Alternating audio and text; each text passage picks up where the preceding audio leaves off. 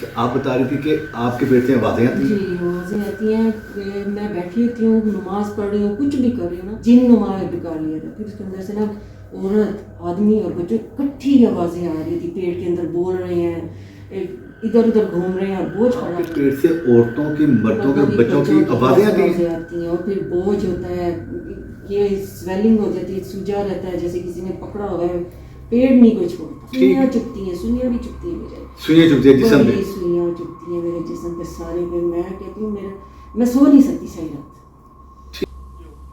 अच्छा, ये क्या था? मेरा 10वां चूल्हा है।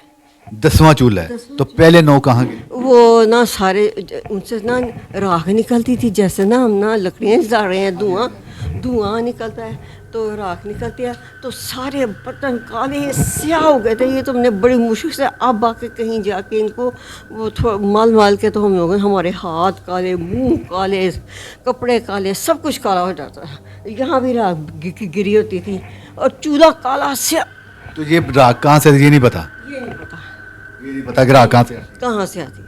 तो इसी वजह से आपने 9 चूल्हे बदले। ये आपका 10वां चूल्हा है। 10 चूल्हे बदले। ये 11वां चूल्हा। ये चूल्हा 11 है।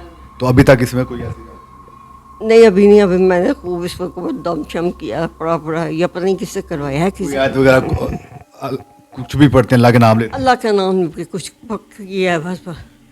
ये हैं? ये दिखाएं जी जरा, किचन पूरा आप दिखाएं। तो यहाँ पे ये चूल्हा दिखाएं अली भाई, ये चूल्हा दिखाएं। ये वो चूल्हा है जो 10वां चूल्हा इनका हो गया है। ये 11वां चूल्हा, ये 10 चूल्हे हो गए हैं, 11वां चूल्हा। और हर चूल्हे में से राख निकलती है। राख कहाँ से आती है ये किसी को नहीं पता। इसी वजह से ने 1 2 3 4 मुख्तलिफ चूल्हे बदलते बदलते 10 चूल्हे बदल लिए, राख का नहीं आता पता। ये 11वां चूल्हा है। अब देखिए इसमें से राख निकलती है या कब निकलती है या नहीं निकलती। तो बाकी इनका रूम में भी कोई प्रॉब्लम है। अब बाहर चलते, हमारे साथ आए ज़रा, देखते हैं रूम में क्या है। आए जी ज़रा।